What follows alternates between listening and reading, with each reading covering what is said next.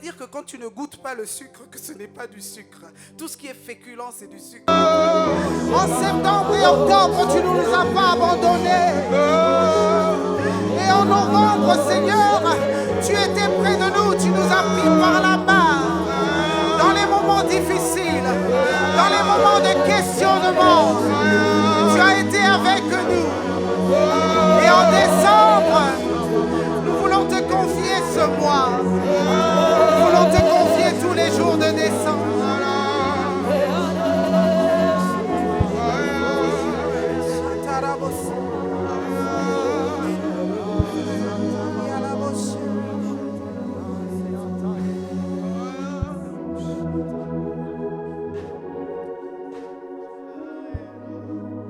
Nous voulons prier.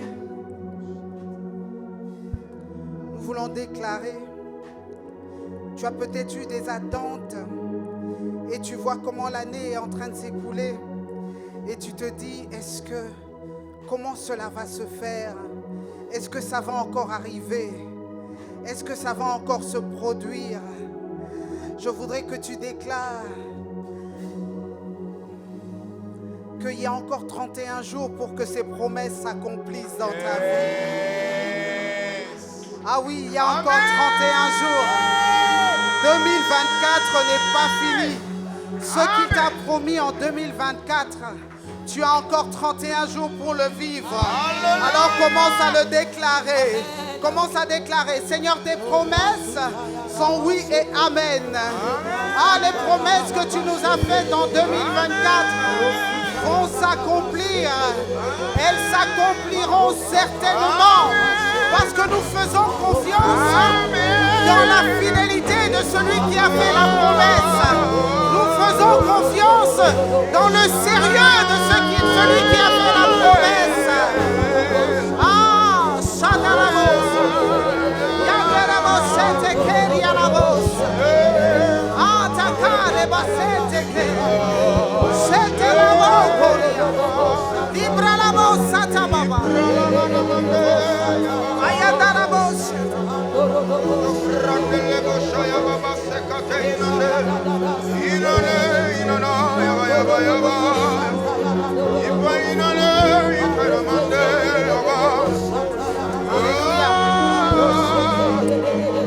Amen. Amen. Oh, ce n'est pas des slogans, mais nous avons confiance en la fidélité de celui qui a fait la promesse. Lorsque les enfants d'Israël devaient rentrer dans le Canaan, ils ont envoyé ils ont envoyé des espions pour faire l'exploration du pays. Alors ce matin, je voudrais que tu envoies des paroles comme des espions pour explorer le mois de décembre. Envoie des paroles de bénédiction, envoie des prophéties que tu veux voir réalisées au mois de décembre. Alors ouvre ta bouche et parle maintenant et commence à déclarer sur le mois de décembre. Ah oui, ce mois est le mois de tous les accomplissements. C'est le mois de tous les accomplissements. Ce que je n'ai pas vu en janvier jusqu'en novembre, je vais le voir en décembre. Ah, je veux le voir en décembre. Ah, si je n'étais pas sûr de voir la fidélité de Dieu sur cette terre de vivants, j'aurais pu désespérer. Mais je sers un Dieu qui est fidèle. Ah, je parle de bonne santé. Je parle de contrat. Ah oui, je parle de bonnes nouvelles. Je parle de santé divine sur le mois de décembre. Je parle de santé divine sur le mois de décembre. Je parle de contrat sur le mois de décembre. Je parle de revenus augmentés, multipliés sur le mois de décembre. Je parle de révélation sur ce mois de décembre. Ah, Chatarabos. Verialabos, Setebaba. Sanderebos.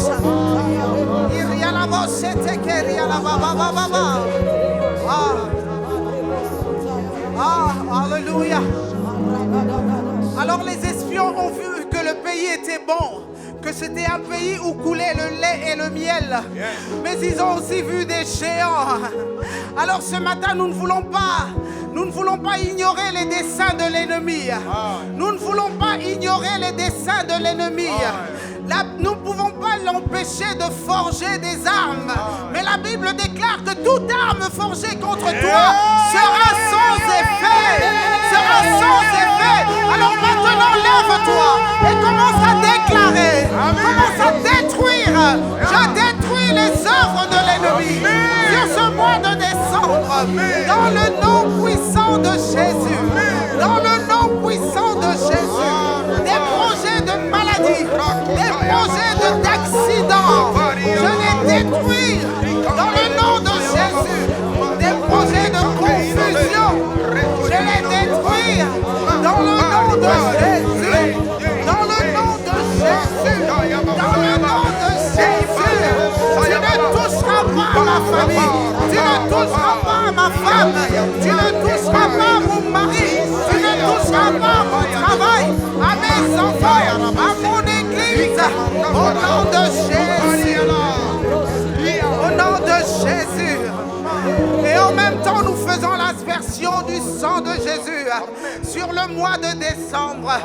Nous aspergeons le sang de Jésus sur le 1er décembre, sur le 2 décembre, sur le 3 décembre. Nous aspergeons le sang de Jésus sur le 4, le 5 et le 6. Nous aspergeons le sang de Jésus sur le 7, le 8 et le 9 et le 10 et le 11 et le 12 et le 13 et le 14 et le 15. Nous plaidons le sang de Jésus sur le 16, le 17, le 18, le 19, le 20. Nous plaidons le sang de Jésus sur le mois de décembre. Sur le mois de décembre. Sur 21, 22, 23, 24, 25, 26, 27, 28, 29, 30, 31 décembre. Nous plaidons le sang de Jésus.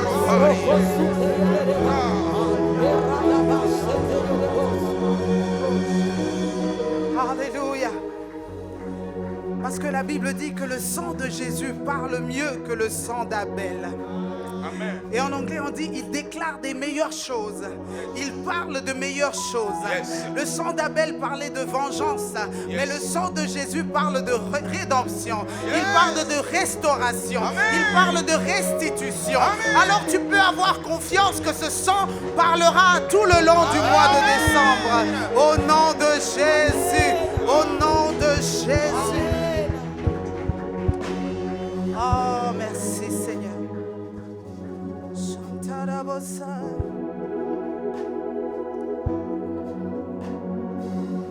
Je désire être près de toi et te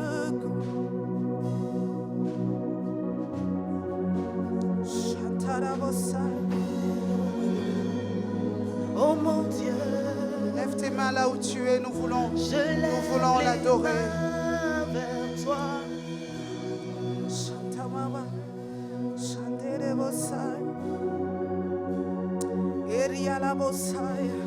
Oh, lève tes mains et commence à l'adorer. Et prépare ton cœur pour sa parole ce matin. Alléluia.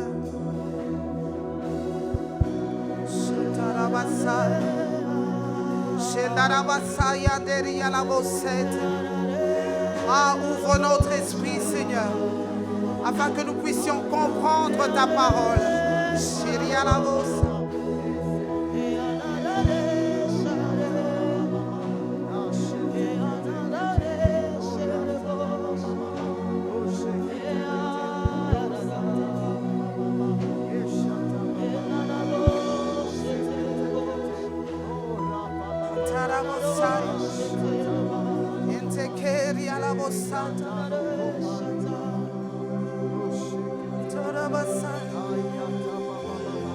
Ariala Bosaya, oh Sadele Bosaya la Baba, Endere Bosaya la Mandaria la Basaya.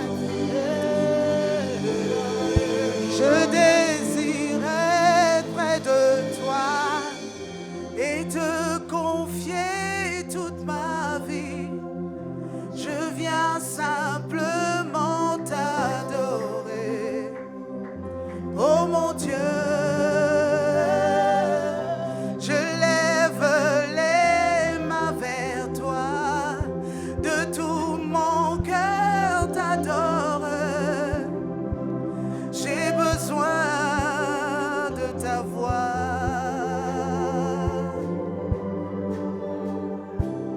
Le soupir tendre de ta voix.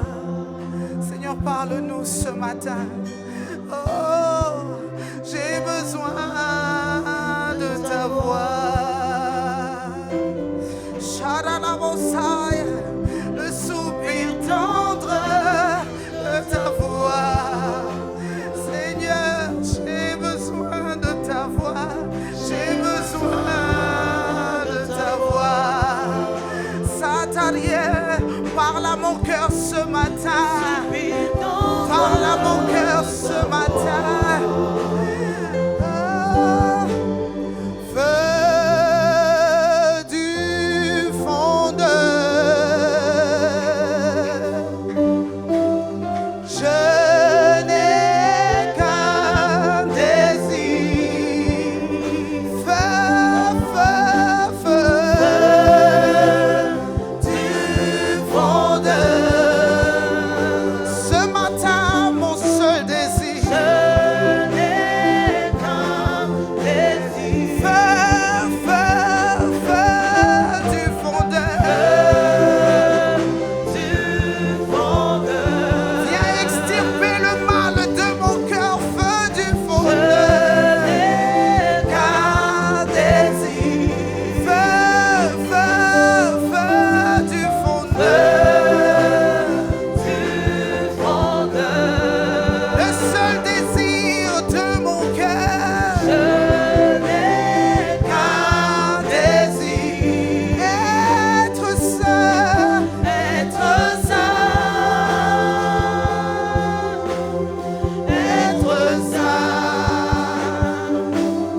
mis à part pour toi, Seigneur.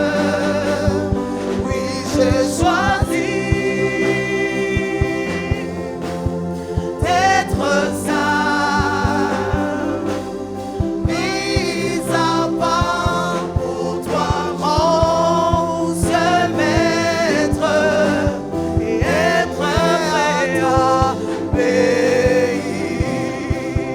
Feu du fondeur,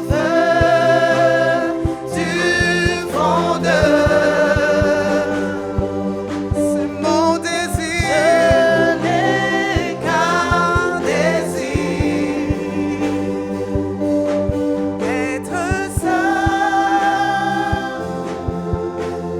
être saint, mis à part pour toi, Seigneur. Oui, j'ai choisi d'être saint, mis à part pour toi, mon seul maître, et être prêt à t'obéir. Et prêt à t'obéir. Et prêt à t'obéir. Et prêt à te servir. Et prêt à te servir. Et prêt à t'obéir. Et prêt à t'obéir. Prêt à t'obéir. Et prêt à t'obéir. Seigneur, ce matin, c'est un cri de cœur. Ce matin, ce n'est pas un chant, c'est le cri de nos cœurs. Ah, viens purifier nos cœurs. Ah, car très souvent, Seigneur, nos cœurs sont éloignés de toi. Seigneur, nous ne voulons pas que tu dises de nous, ce peuple m'honore des lèvres, mais son cœur est éloigné de moi. Alors viens, Seigneur, viens enlever de nos cœurs tout ce que les vicissitudes de la vie ont pu placer, tout ce que les soucis de la vie laisser. Viens purifier nos cœurs. Viens purifier nos cœurs. Nous voulons être prêts à t'obéir, à te servir avec un zèle pur, avec passion et prêt à t'obéir, Seigneur. Merci, Seigneur.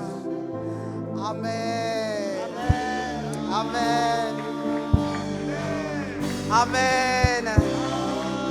Alors si tu acclames Dieu, ces acclamations doivent être plus puissantes. Wouh! Alléluia. Alléluia. Ah, je disais, si c'est Jésus que tu acclames, tes acclamations doivent être vibrantes et puissantes. Alléluia. Amen. Amen. Avant de t'asseoir, fais un grand sourire à ton voisin.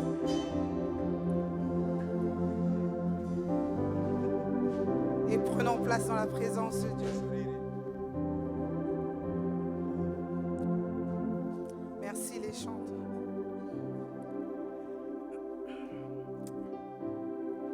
Alléluia.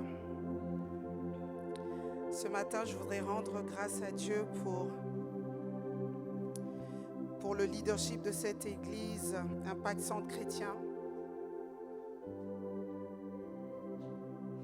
Je voudrais rendre grâce à Dieu pour les pasteurs Yvan Castanou, pasteur Yves, leurs épouses. Je voudrais rendre grâce à Dieu pour le pasteur Ghislain. Vraiment des personnes merveilleuses que le Seigneur a mis devant nous. Amen. Maman Rosie. Je voudrais aussi rendre grâce à Dieu pour l'ange de la maison, le pasteur Christian.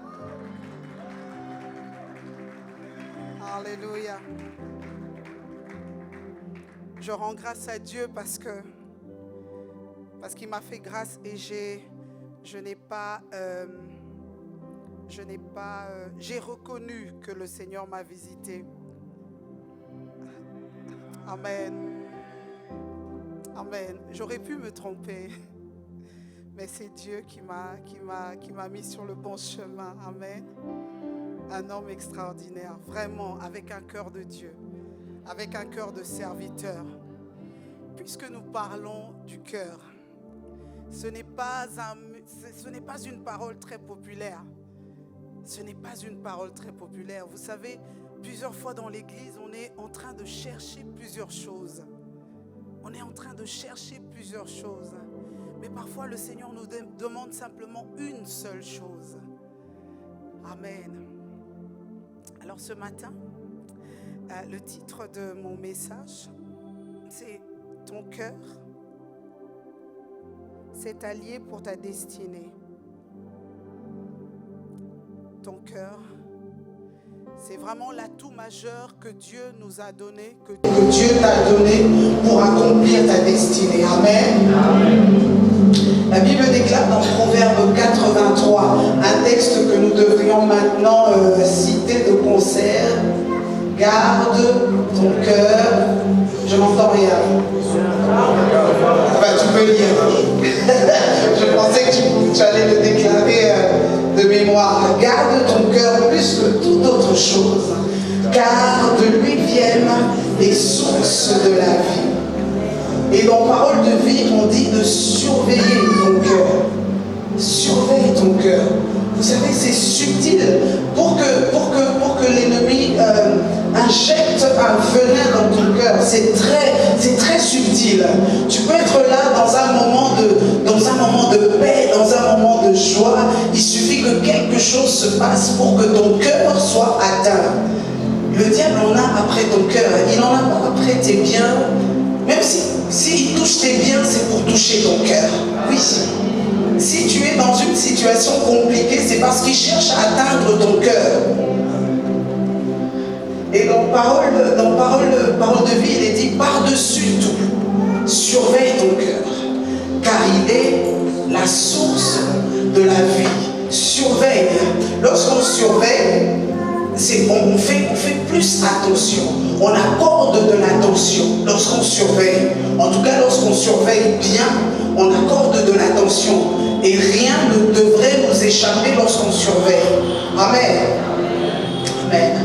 Et ici, dans Darby dit, la version Darby dit, garde ton cœur plus que tout ce que l'on garde. Je trouve ça puissant. Donc si pour toi tu gardes ton argent dans un coffre-fort afin que personne ne puisse le voler, tu dois garder ton cœur encore plus que ça. Si tu gardes tes bijoux à la banque, je ne sais pas si ici on garde les bijoux à la banque, il y a des gens qui gardent leurs bijoux à la banque, leurs biens précieux dans un coffre-fort à la banque. Si tu gardes les choses que tu considères comme précieux, tellement de manière, avec minutie, avec sérieux, tu devrais garder ton cœur encore plus que ça. Amen. Ton cœur n'est pas une poubelle. Ton cœur n'est pas une poubelle. Tu sais, tu peux arriver à un endroit où il y a une conversation. Il y a une conversation qui ne te plaît pas ou bien qui cherche à atteindre ton cœur de manière négative. Tu n'es pas obligé de rester là. Parce que tu as un devoir de garder ton cœur plus que toute autre chose. Amen. Et très souvent, les agents de pollution, ils vont polluer ton cœur, mais eux sont là. Mais toi, tu quittes le lieu de ta bénédiction parce que ton cœur a été touché, parce que ton cœur a été atteint. Mais eux, ils sont là. Et ils continuent à faire leur travail de destruction. Mais toi, tu te dis, non, moi j'arrête. Moi, je m'éloigne de cet environnement. Or, c'est le lieu, c'est l'environnement dans lequel le Seigneur t'attend, l'environnement dans lequel il y a ta bénédiction, où il y a le chemin pour ta destinée. Amen. Garde ton cœur plus que toute autre chose. C'est tellement important. Et très souvent, on se laisse aller. La vie dépend étroitement de l'état de ton cœur. Ta vie dépend de ton cœur. Et je dirais même la qualité de ta vie est liée à l'état de ton cœur. Vous vous souvenez, l'apôtre Jean qui dit à Gaius dans 3 Jean 2, je souhaite que tu prospères à tous égards et que tu sois en bonne santé, comme prospère l'état de ton âme. Donc on comprend là que l'état, la prospérité à tous égards est étroitement liée à la prospérité de l'état de ton cœur. La prospérité dans tes affaires est étroitement liée à l'état de ton cœur. Parce que tu ne vas attirer que selon ton espèce. Tu vas attirer les clients selon l'état de ton cœur. Ah oui, tu vas attirer même les partenaires de destinée selon l'état de ton cœur. Il ne vous est pas arrivé de voir, il y a une sœur qu'on avait eue une fois en entretien à Kinshasa. Mon mari lui a dit, mais tous ces koulounas là, comment tu n'attires que des koulounas dans ta vie? Vous savez ce que c'est un koulouna? Est-ce que vous savez ce que c'est un koulouna? Ou bien à Lumbashi on dit ça autrement? Non, mais les koulounas, ils sont plus dangereux que les chéris. En fait, cette sœur-là, elle n'attire que des hommes qui l'abusent. Elle n'attire que des hommes qui profitent d'elle. Elle n'attire que des hommes qui la minimisent, qui ne la voient pas à sa juste valeur, qui viennent que pour soutirer quelque chose de sa vie pour un peu de temps et puis pour repartir. Ce n'est pas des valeurs ajoutées pour sa vie. Mais tout ça, ça dépend de l'état de ton cœur. Parce que tu vas attirer selon ton espèce. On n'attire que selon son espèce. Et donc nous comprenons par là que le cœur est un enjeu majeur pour accomplir notre destinée. La Bible déclare un cœur joyeux est un bon remède. Ça veut dire que lorsque ton cœur est bien, il y a des maladies qui ne vont pas t'atteindre. C'est pourquoi la Bible dit garde ton cœur plus que toute autre chose, car de lui proviennent les sources de la vie. De la même manière que physiquement, si tu manges trop de kinkonja, tu manges trop de sucre, tu manges trop de ces choses-là, tu es en train de détruire ton cœur, n'est-ce pas, docteur Serge? N'est-ce pas? Oh, mais il faut m'appuyer, non?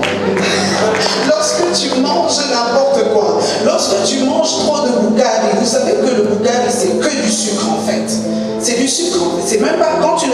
Ça ne veut pas dire que quand tu ne goûtes pas le sucre, que ce n'est pas du sucre. Tout ce qui est féculent, c'est du sucre. Le riz, les pâtes, les boukari, toutes ces choses, c'est du sucre. Et lorsque tu en manges en très grande quantité, le corps se demande, mais qu'est-ce que je vais en faire? Et il le stocke sous forme de graisse.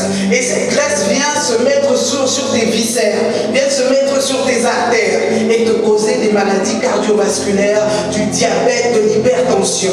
C'est pourquoi, même spirituellement, nous devons garder nos cœurs plus que toute autre chose. Je ne veux pas que tu viennes mettre sur moi ton conja pour que je devienne malade spirituellement et que je fasse une crise cardiaque parce que simplement j'ai laissé mon cœur être exposé à la pollution. Et très souvent, il y a des conversations qui sont une pollution. Il y a des choses que tu laisses introduire en toi qui sont une pollution. Il y a des amitiés qui sont une pollution. Mais il faut que tu aies la capacité de détecter que ça, c'est une pollution pour ma vie. Et que moi, je veux préserver mon cœur. Je veux garder mon cœur plus que toute autre chose. Parce que j'ai une destinée à atteindre. Et cette destinée dépend étroitement de l'état de mon cœur. Alors qu'est-ce que je vais faire? Je veillerai sur mon cœur. Je veillerai sur mon cœur. Je veillerai sur mes amitiés. Vous savez, la Bible dit que le cœur de l'homme est mauvais. Il est tortueux par-dessus tout. Et d'où vient que le cœur est mauvais? Comme dit souvent le pasteur, tu as ton petit bébé, tu l'appelles mon ange, son cœur est quand même mauvais. Même s'il ne sait pas encore parler, la Bible dit tous ont péché et sont privés de la gloire de Dieu. Et le salut ne vient que en Jésus-Christ. Amen. Et donc le cœur est tortueux et tout cela vient du péché originel. Amen. Comme je disais tout à l'heure, le diable n'en a pas après tes biens. Vous vous souvenez de l'affaire de Job, de l'histoire de Job? Qui connaît l'histoire de Job? Hein? Qui connaît l'histoire de Job? Le diable a touché à ses biens. Il a touché à sa santé. Il a touché à tout. Et même son épouse disait, maudit Dieu et meurt. Mais en fait, parce qu'en fait, la vie de Job ne dépendait pas de tout ce qu'il possédait. Puisqu'il avait gardé cette espérance. Il avait gardé cette confiance au Dieu des cieux. Il a dit, je sais que mon Rédempteur est vivant et qu'il se lèvera le dernier sur la terre. Amen. Et vous vous souvenez de la tentation de Jésus? Je disais que le diable n'en a pas après tes biens. Le diable n'en a pas après ton travail. Peut-être que tu te dis, oui, je cherche le travail, je n'en trouve pas. Le diable veut que tu puisses maudire Dieu, que tu puisses dire, est-ce que ce Dieu-là, c'est ce Dieu-là dont on m'a parlé? Celui qui fait du bien aux autres? Pourquoi il a fait à tel et pas à moi? Le diable voulait que Jésus puisse lui donner, il dit prosterne-toi et adore-moi. Ça veut dire quoi? Détourne ton cœur de Dieu et donne-moi ton âme et je te donnerai tous ces royaumes. Parce que tout lui a été donné lorsqu'il a été précipité sur la terre. Tout lui a été donné. Alors le diable n'en a pas après les biens de la terre. Il en a après ton cœur. Il en a après la confiance que tu as en Dieu. Il veut que tu sois léger. Il veut que tu sois superficiel. Afin que Dieu puisse te cracher. Parce que Dieu ne veut pas quelque chose qui est tiède. Il veut que tu sois chaud ou que tu sois froid. Si tu es tiède, il dit qu'il va te vomir. Le diable en veut à ton engagement par rapport à Dieu. Il veut que tu sois, tu vois, non, un chrétien cool, quoi. Tu es cool, tu viens à l'église et puis tu couches un peu là-bas, tu voles un peu là-bas, mais tu es cool, quoi. Tu es bien, tu es gentil, tu aides même les frères. Tu aides même le frère, tu payes le loyer d'une sœur, tu payes les études d'un enfant, tu soutiens telle famille, mais ton cœur, la Bible dit, ce peuple m'honore des lèvres, mais son cœur est éloigné de moi. Il veut ton cœur, il veut que tu lui donnes ton cœur. Et très souvent, il n'en a même pas après toutes ces agitations que nous avons parfois. Il veut ton cœur. Et il veut que si tu le sers, que tu puisses le servir de tout ton cœur. Que si tu l'adores, que tu puisses l'adorer de tout ton cœur. Que si tu donnes, tu puisses le faire avec joie. Amen. Alléluia. Oh, Dieu est bon ce matin. Dieu est bon pour moi. Amen. Et je crois qu'il est bon pour toi aussi. Amen, amen. Donc le target du diable, ce n'est pas les biens, ce n'est pas les choses qui nous entourent, mais il veut atteindre ton cœur. Car c'est avec le cœur qu'on communie avec Dieu. Amen. Et c'est avec le cœur qu'on va saisir la vision de notre destinée. Parce que si ton cœur est éloigné, tu risques de ne pas reconnaître le partenaire que Dieu t'envoie. Je ne parle pas seulement du mariage, ça peut être un partenaire d'affaires que tu ne reconnais pas. Ça peut être une sœur ou un frère qui est l'aide de ta destinée, mais tu ne reconnais pas parce qu'il ne vient pas dans les habits avec lesquels tu l'attends. Tu ne le reconnais pas parce que ton cœur n'est pas focalisé. La Bible dit à celui qui est ferme dans ses sentiments, tu accordes la paix parce qu'il se confie en toi. Amen. Et donc le cœur est pollué par diverses choses. Le cœur peut être pollué par la jalousie. Souvenez-vous de l'histoire du fils prodigue. Je parlerai plutôt du frère du fils prodigue. Lorsque son frère est revenu à la maison, est-ce que vous connaissez cette histoire? Vous connaissez cette histoire, non, de l'enfant prodigue. En fait, il avait demandé de ses biens, il est parti avec des prostituées, il a pris la part qui était à lui. Tu sais ce qui est bien, ce qui est quand même bien avec le fils prodigue, c'est qu'il savait qu'il avait une part d'héritage auprès du père. Il était conscient qu'il avait une part d'héritage auprès du père. Ça, je trouve ça extraordinaire. Parce que le grand frère, au contraire, il n'était pas conscient que tout ce qui était dans la maison était à lui et qu'il était capable d'en jouir autant que son frère. Il était là sous une posture de serviteur parce qu'il n'était pas au courant de son héritage. Il n'était pas au courant que tout ce que le père possédait était aussi à lui. Et donc, lorsque le fils prodigue revient et que le père l'accueille en faisant une grande fête, il est jaloux. Il dit, mais moi je te sers, père. Je te sers. Ça fait des années, 45 ans. Pourquoi personne ne me regarde? Pourquoi personne ne me voit? Je suis tout le temps là dans ta maison. Mais avec quel cœur tu le sers? Avec quelles intentions? Avec quelles attitudes? Tu sais, tu peux être dans un moment, tu peux être dans des moments difficiles. Tu peux être en attente de quelque chose. Je me souviens des années d'attente. Moi, j'appelle ça des années d'attente, que certaines personnes pourront appeler des années de stérilité. Vous savez, s'attendre à Dieu, c'est bien. Avoir la foi, c'est bien. Mais tu dois t'attendre à Dieu avec la bonne attitude. Tu ne dois pas t'attendre à Dieu en pleurant tout le temps, en te lamentant tout le temps. Vous savez, moi, j'étais toujours la première à faire des baby showers pour mes amis. Quand elles avaient des bébés, j'étais très contente. Je portais ces bébés. Je leur achetais des cadeaux. J'allais les laver quand j'avais le temps. Je leur donnais leur bain. Je prenais des photos. J'étais très heureuse pour mes amis. Mais j'étais en attente aussi de la promesse du fruit des entrailles. Je savais que mon Dieu allait me répondre. Je savais que mon Dieu, il n'allait pas tarder dans l'accomplissement de ses promesses. Mais il fallait que je le serve avec un bon cœur, avec une bonne attitude. Et donc le grand frère, il n'avait pas une bonne attitude. Il servait le père, mais en se disant, mais où est ma part? Où est ma part? Et puis, vous savez, parfois l'ignorance te plonge dans une jalousie. Il était ignorant que ce que le père avait était aussi à lui. Et donc, il a commencé à être jaloux de son frère. Vous voyez, c'est une jalousie par ignorance. La Bible dit, mon peuple périt par manque de connaissance. Et il pensait que le père préférait son frère.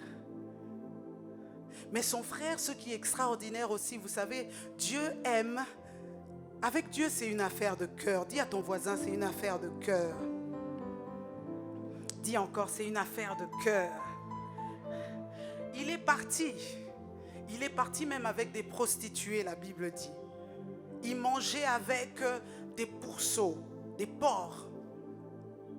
Et il demandait même la nourriture des serviteurs. quand il est revenu auprès de son père, il voulait même que son père le considère comme un simple serviteur. Mais ce que le père aime, c'est un cœur qui revient. C'est un cœur qui revient à lui. Quelles que soient les fautes, quels que soient les péchés que tu as pu commettre, ce matin, le Seigneur veut que ton cœur revienne à lui. On appelle David, cet homme qui a du sang sur les mains. David a du sang sur les mains. Mais David est l'homme selon le cœur de Dieu. Parce que David savait comment revenir à Dieu de tout son cœur, de tout son cœur. Lorsque le prophète Nathan lui a raconté cette histoire, il a dit: cet homme mérite la mort. Et le prophète Nathan lui a dit: cet homme, c'est toi.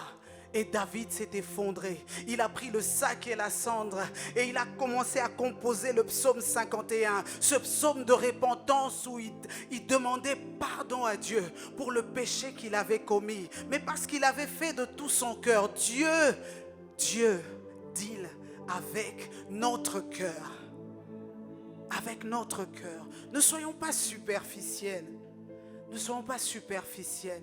Tu es là, tu détestes une sœur, un frère, et tu es là, tu lèves tes mains. Éloigne de moi le bruit de tes cantiques, dit Dieu. Car je ne prends point plaisir à tes actions de grâce. Je n'apprécie pas tes offrandes. Ça sent mauvais devant moi. Parce que les offrandes ont une odeur. L'adoration a un parfum. Lorsque l'adoration est faite de manière sincère, c'est un parfum de bonne odeur qui monte vers Dieu. Lorsque l'offrande est faite de tout ton cœur, c'est un parfum de bonne odeur qui monte vers Dieu. Amen. Ah, David était un homme qui savait revenir vers Dieu dans la repentance. Amen. Et vous savez, il n'y a pas que la jalousie, il n'y a pas que toutes ces mauvaises œuvres de la chair qu'on pourrait citer. Ça peut être pour toi une faible estime de soi. Tu ne t'estimes pas à ta juste valeur. Il y a des gens comme ça. Tu es belle. On te fait un compliment, tu dis... tu n'y crois pas vraiment. Tu n'y crois pas vraiment toi-même. Parce que tu fais Dieu menteur. Si Dieu t'a fait belle ou beau, il faut le déclarer. Je te loue de ce que je suis une créature si merveilleuse. Tes œuvres sont grandes et mon âme le reconnaît bien. La fausse humilité, ce n'est pas de l'humilité. Oui. Et avoir une faible estime de soi, c'est un défaut de cœur. Oui, parce que Dieu te voit vaillant héros. Toi, tu te vois faible zéro. Dieu t'appelle vaillant héros. Amen. Et la manière dont tu perçois toi-même, c'est aussi la manière où tu vas interagir avec ton environnement. Lorsque tu as une faible estime de soi, de toi-même, tu vas aussi attirer des narcissiques. Hier, j'avais un examen, je vous dis, si le Seigneur nous permet, on va parler de santé mentale dans quelques semaines, quelques mois. C'est très important. Très souvent, lorsqu'on parle de santé mentale, les Noirs pensent que c'est une affaire de Blancs.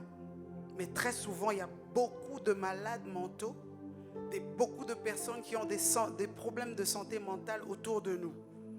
Ah oui, ah oui. Et nous devons prendre soin de notre santé mentale. Tu sais que tu peux rentrer en dépression.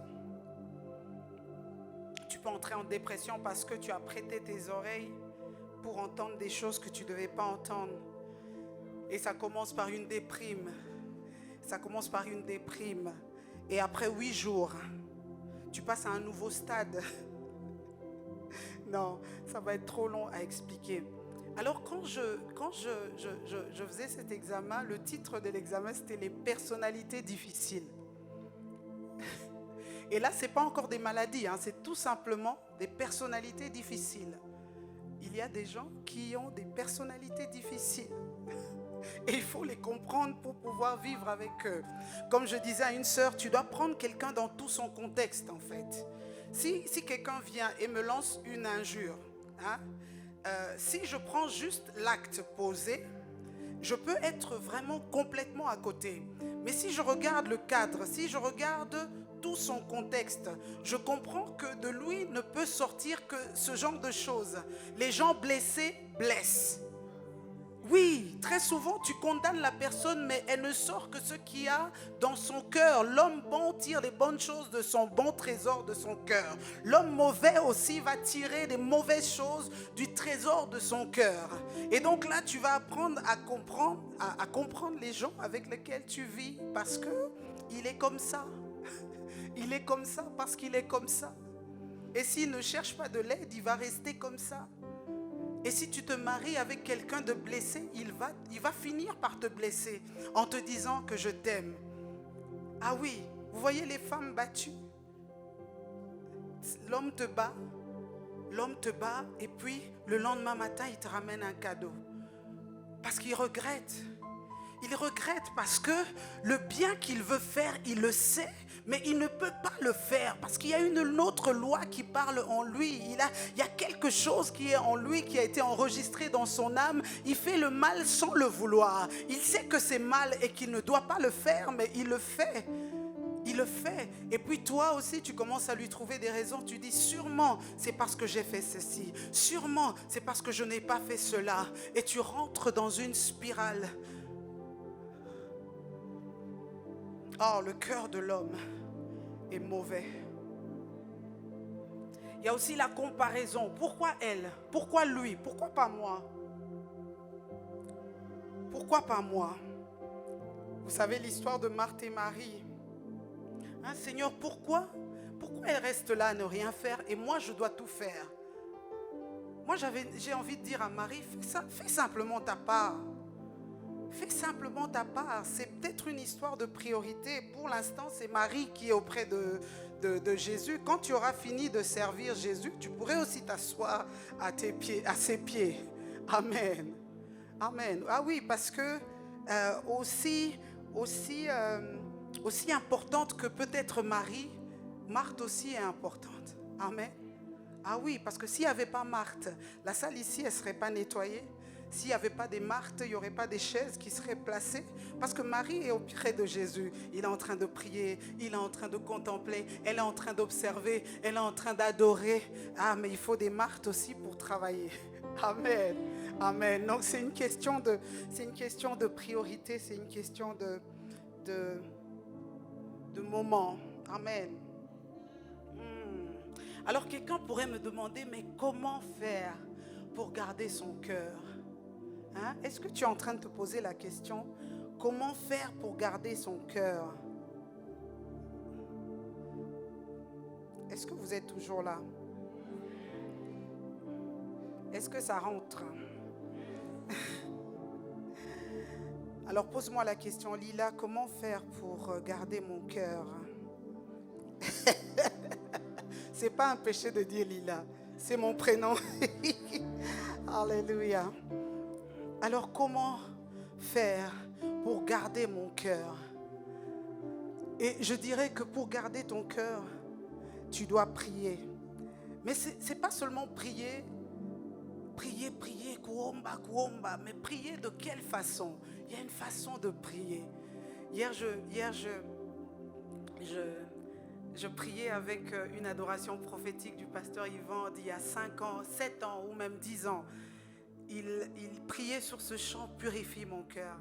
Et depuis des années, il a toujours l'habitude de dire « Seigneur, ne me laisse pas où je suis ». Ne me laisse pas où je suis. Ne me laisse pas avec ce cœur tellement sensible, une éponge qui n'absorbe que les mauvaises choses. Ne me laisse pas où je suis. Accorde-moi la grâce d'avoir un cœur comme le tien. Seigneur, ne me laisse pas. Ce sont des prières de consécration. Ce sont des prières de supplication. Je te supplie, Seigneur. Je te supplie. Parce que ce cœur, en fait, va t'attirer tous les privilèges là que tu veux avoir. Au lieu de demander à Dieu une voiture ou une maison, demande-lui un cœur comme le sien, parce que le cœur de Dieu va t'attirer les choses que Dieu veut que tu aies dans ta vie. Le cœur de Dieu va t'attirer le partenaire de destinée. Le cœur de Dieu va t'ouvrir la voie. Le roi David disait, sonde-moi et connais mon cœur, sonde-moi et connais mes pensées, regarde si je suis sur une mauvaise voie et conduis-moi sur la voie de l'éternité. Seigneur, je t'en supplie, ne me laisse pas où je suis, ne me laisse pas où je suis. Tu dois reconnaître que tu as besoin de lui, que tu as besoin de lui pour ton cœur. Que sert-il à un homme de gagner tout le monde s'il perd son âme? Que te sert-il d'être éparpillé et puis après tu viens dans la présence de Dieu par obligation ou bien par coutume, mais le Seigneur ne t'agrée pas. Le Seigneur ne t'agrée pas. Tu ne voudrais pas d'abord gagner. Très souvent, on compare la relation entre Dieu et les hommes avec la relation entre un homme et une femme. Est-ce que tu voudrais juste être avec un homme qui met tout à ta disposition, mais son cœur n'est pas avec toi? Est-ce que tu voudrais ça? Une fois, il y a une fille qui a mis sur son statut une très belle maison. Elle a dit qu'elle préfère pleurer dans cette maison. Donc, elle préfère avoir cette maison, même si elle est avec un homme qui la trompe, mais au moins elle pleure dans cette maison-là. Ah non, moi je préfère avoir le cœur de cet homme-là. Ah oui, parce que si tu as son cœur, tu vas avoir tout ce qu'il possède. Tout ce qui est à lui sera à toi, c'est le principe de l'alliance. Si ton cœur est à Dieu, tout ce qui est à Dieu est à toi. Ah oui, c'est le principe de l'alliance. Ce qui est à moi est à toi, mais il faut que ton cœur soit attaché à moi. Il faut que ton cœur soit attaché à moi. Alors tu vas encore me dire, comment faire Lila pour garder mon cœur? Et moi je te dirais, pratique la parole de Dieu. Ou mets la parole de Dieu en pratique. La Bible dit, prenez par-dessus tout le bouclier de la foi. Vous voyez, le bouclier, c'est cette arme défensive qui garde tes viscères et toutes tes parties vitales. Le bouclier de la foi. Et vous savez aussi que la foi vient de ce qu'on entend, et ce qu'on entend vient de la parole de Christ. La parole de Dieu doit habiter abondamment dans ton cœur afin que tu puisses le garder. Amen. Amen. Comment peux-tu encore garder ton cœur? Donc j'ai dit premièrement par la prière, mais pas n'importe quelle prière, c'est des prières de consécration. Et par la parole de Dieu, tu dois savoir c'est quoi ton héritage, tu dois savoir ce que Dieu a dit de toi. Et troisièmement, par la pratique de l'amour, ou bien l'amour en pratique. Romains 5,5, l'amour de Dieu a été répandu dans nos cœurs par le Saint-Esprit qui nous a été donné. C'est le Saint-Esprit qui peut t'aider à aimer, c'est le Saint-Esprit qui peut t'aider à garder ton cœur. Amen. Amen. Ah, il est celui qui peut nous rendre capables d'aimer. Je voudrais lire ce verset qui est dans 2 Corinthiens au chapitre 2 Corinthiens chapitre 6. C'est l'apôtre Paul qui parle, notre cher apôtre Paul, que nous aimons beaucoup. 2 Corinthiens, je vais le lire, c'est un peu long, mais je veux te faire comprendre quelque chose. Nous ne donnons aucun sujet de scandale en quoi que ce soit, afin que le ministère ne soit pas un objet de blâme.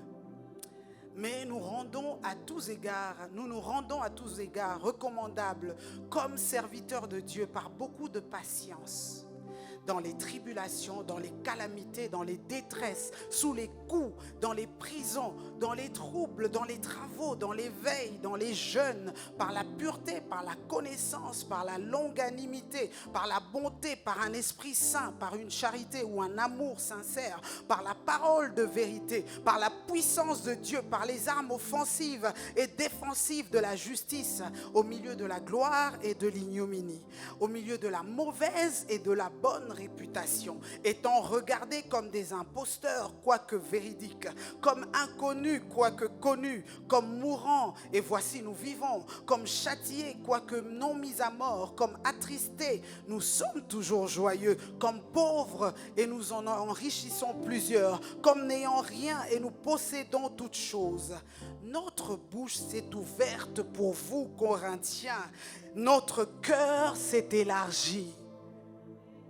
Oh, tu sais, mon frère, ma soeur, tu as besoin que ton cœur puisse être élargi au milieu de la bonne et de la mauvaise réputation. Lorsqu'on te prête des intentions que tu n'avais pas, lorsqu'on dit du mal de toi, mais qui es-tu pour penser qu'on ne peut pas parler du mal de toi? Qui es-tu pour penser qu'on ne peut pas te critiquer? S'ils l'ont fait au Seigneur Jésus, ne juges-tu pas que c'est un sujet de gloire, que tu puisses aussi passer par la même chose? Jésus n'avait pas de péché et pourtant on l'a accusé faussement et pourtant on a craché sur lui. Paul dit, nous sommes là, nous voulons simplement nous rendre recommandables en tant que serviteurs de Dieu, parce que si Paul devait suivre tout ce que les Corinthiens faisaient, il a dit, mais mon cœur, notre cœur s'est élargi. Notre cœur s'est élargi. Oh mon frère, ma soeur, tu as besoin que ton cœur puisse s'élargir. Tu as besoin que ton cœur puisse être gardé. Alléluia. Ah, je vais nous demander de nous lever. Nous allons prier. Nous allons prier. Oh Seigneur. Oh, commence à élever ta voix et commence à rendre grâce à Dieu pour cette parole. Mais parle pour toi-même. Parle pour ton cœur. Le cœur de l'homme est tortueux et mauvais par-dessus tout. Ne considère pas que tu es là et que ton cœur est intact et nickel. Ah non. Demande-lui la grâce. Demande-lui la grâce. Qui t'accorde la grâce de garder ton cœur. Oh, qui t'accorde la grâce de garder ton cœur. Seigneur, accorde-nous la grâce de garder notre cœur pur devant toi. Au milieu de la bonne et de la mauvaise réputation, au milieu des accusations des hommes, au milieu de la non-reconnaissance des choses qu'on a faites. Ah, apprends-nous à garder nos cœurs. Garder nos cœurs, nous te supplions. Ne nous laisse pas où nous sommes, Seigneur. Ne nous laisse pas dans la prétention. Ne nous laisse pas dans l'orgueil. Ne nous laisse pas où nous sommes. Ah, nous te supplions. Nous te supplions. Apprends-nous à garder nos cœurs. Apprends-nous à élargir nos cœurs. Ah Seigneur, ce matin, mon frère et ma soeur, nous désirons que tu nous aides, à garder nos cœurs, car c'est avec nos cœurs que nous allons te servir. Ah, car c'est avec nos cœurs que nous pouvons attirer des bonnes ou des mauvaises personnes, car c'est avec nos cœurs que nous allons accomplir notre destinée. Accorde-nous la grâce de garder nos cœurs plus que toute autre chose. Accorde-nous la grâce de surveiller ce qui rentre en nous, de surveiller ce que nous permettons dans nos cœurs, les pensées dominantes. Accorde-nous la grâce, Seigneur. Accorde-nous la grâce. Oh Dieu, nous te supplions. Ce matin, nous te supplions.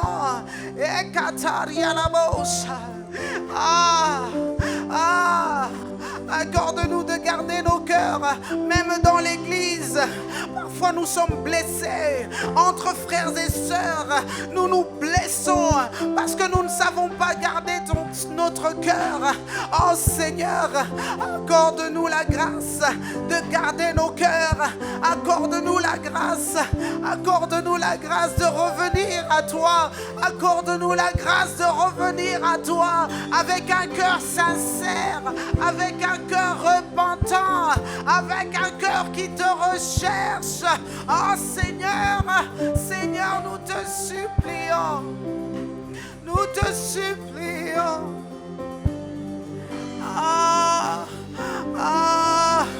Je n'ai qu'un désir,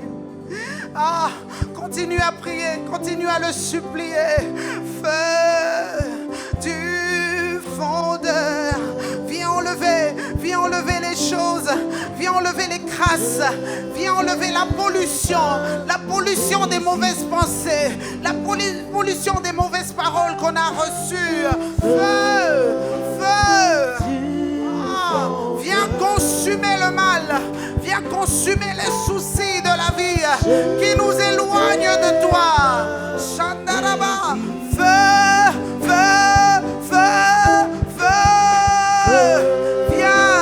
viens, Shandarabosa, feu du fondeur. Je n'ai qu'un désir.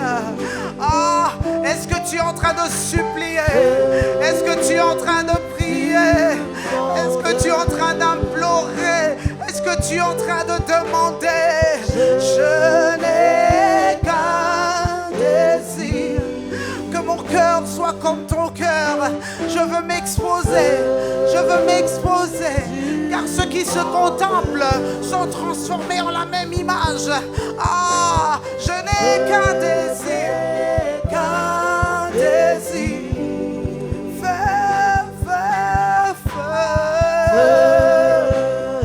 du fondeur. Je n'ai qu'un désir.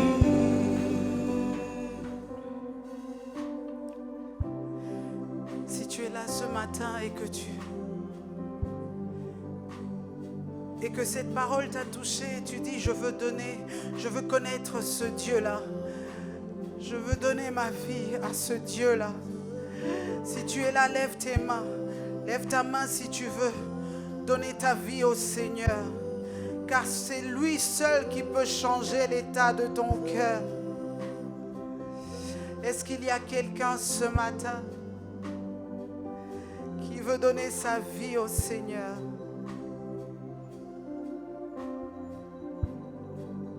Si tu es là, n'hésite pas. C'est lui qui est capable de changer ta vie.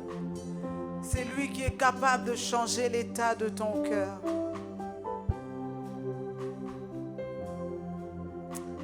Amen.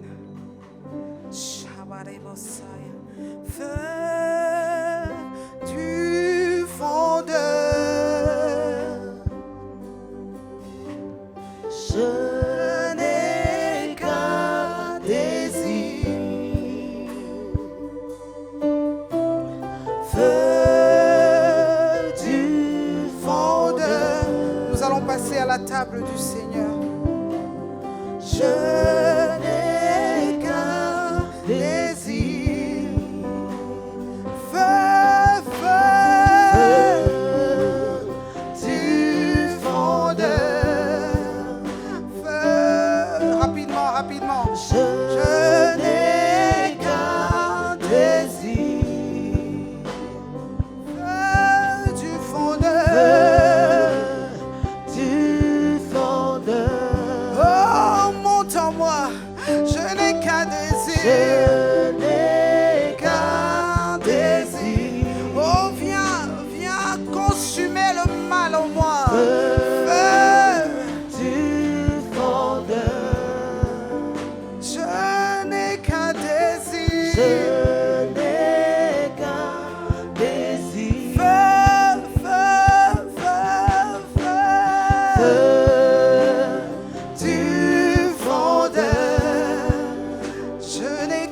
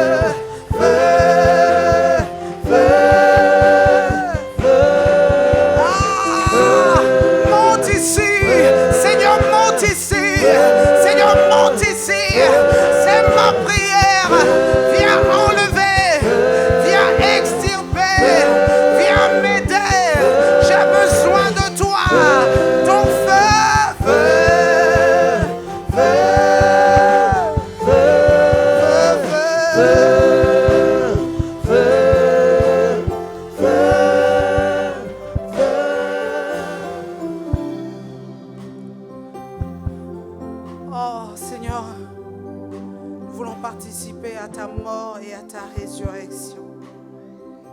Ce jour-là, tu as pris du pain et après avoir rendu grâce, tu l'as brisé et tu as dit, ceci est mon corps qui a été brisé pour vous. En prenant ainsi ce pain qui est réellement le corps de notre Seigneur Jésus, nous rentrons en communion avec lui dans sa mort et dans sa résurrection. Prenons tous ensemble le pain.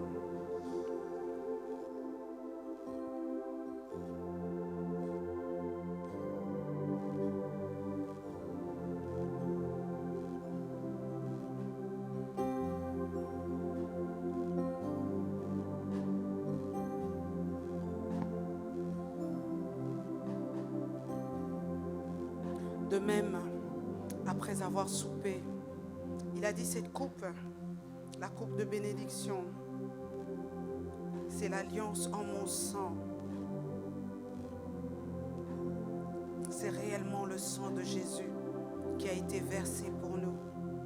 Prenons tous ensemble le sang de Jésus.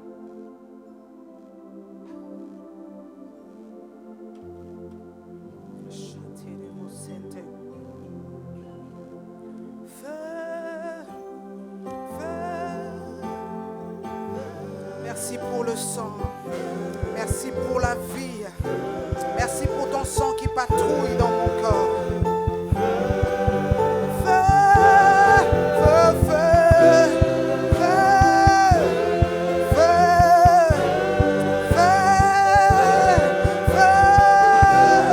Monte ici.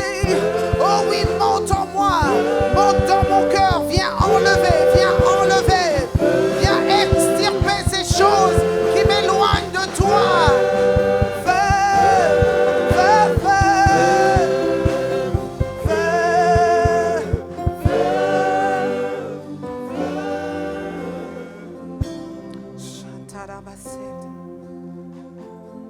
Alléluia. Nous restons debout. Nous voulons passer à un autre moment important de ce culte qui est le moment où nous apportons dans la maison du trésor toutes nos dîmes et nos offrandes, le fruit de notre labeur, nos revenus que le Seigneur nous a accordé la grâce d'avoir. Il a dit, mettez-moi de la sorte à l'épreuve. Restons tous ensemble debout. Même si tu n'as pas d'enveloppe, tiens-toi debout. Nous voulons, ce moment est solennel, ce moment est important. Nous voulons être tous ensemble debout pour prier pour les offrandes. Ah oui, tu as dit, pour vous, je menacerai celui qui dévore. Et la vigne ne sera pas stérile dans vos campagnes. Seigneur, ce matin, nous voulons t'apporter avec joie. Présente ton offrande à Dieu et parle. Donne une direction à ton offrande. Ah oui, l'offrande et la dîme ont des oreilles. Tu peux parler. Tu peux déclarer. Ah oui, Seigneur, nous te rendons grâce pour ce que tu nous as donné. Et nous venons, Seigneur, par obéissance à ta parole, ô Dieu, pour te donner, pour te rendre ce que tu nous as donné. Nous venons avec toutes nos dîmes. Nous venons avec nos offrandes et nos libéralités. Nous venons avec nos offrandes d'amour pour te donner, Seigneur, ce que tu nous as donné, pour te rendre ce que tu nous as donné. Ô Seigneur, que cela serve à l'avancement de ton royaume. Merci Seigneur, c'est avec joie que nous voulons te donner en te célébrant. Amen.